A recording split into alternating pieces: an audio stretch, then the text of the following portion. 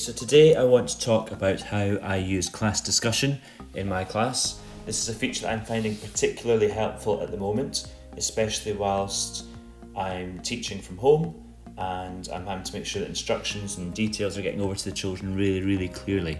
So my first tip would be to use the class discussion to share your rules and expectations for the day, to welcome your class into the day's activities, and also to make them aware of how you expect them to use the class discussion. So here you can see I'm typing out the rules. So I like to have the children only use class discussion if they've got something really important to say that relates to the work that we are trying to complete that day. I don't really want them using it for social interactions, at least not excessively. I have another platform which I use for that. I allow my children to communicate through Flipgrid and to create video content and jokes and things for each other, but I want class discussion to be kept for really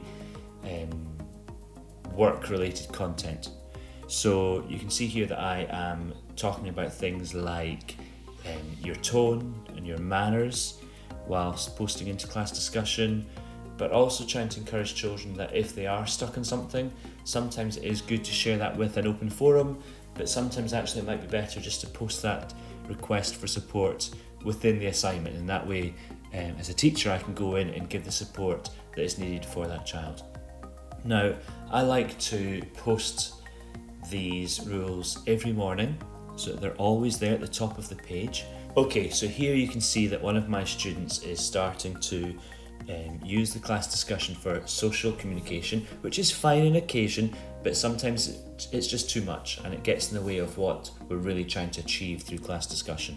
So what I do is I just pause the class discussion quickly and give them a moment or two to realise that the discussion has been paused and why that is, and then I go in and I just actually delete those comments, and children very quickly realise that, oh yes, that post has been deleted because it wasn't appropriate for this situation.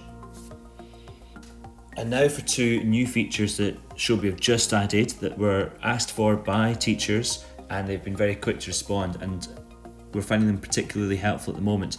The first is the ability to delete all posts quickly with one press. It used to be you had to delete comments one at a time, but now if you click on your three dots at the top of the screen, there's an option there to delete all posts. Now note that this does mean that all of the posts will be deleted, including yours, and they cannot be recovered.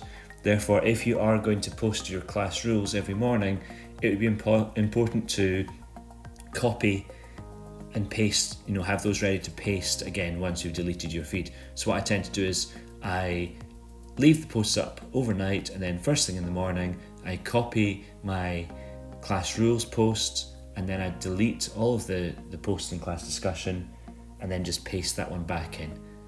The second new feature they've added is the ability to pin important posts to the top of the discussion. Now this is only available to teachers, and it means that posts such as my morning welcome or my class rules, I can pin those and they won't get lost within the communication that happens throughout the day. This is really useful.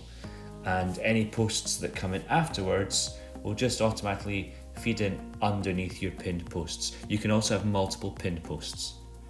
If you don't already have both of those new features, you need to make sure that your Showbie app is up to date with at least version 5.5.3, which is now available.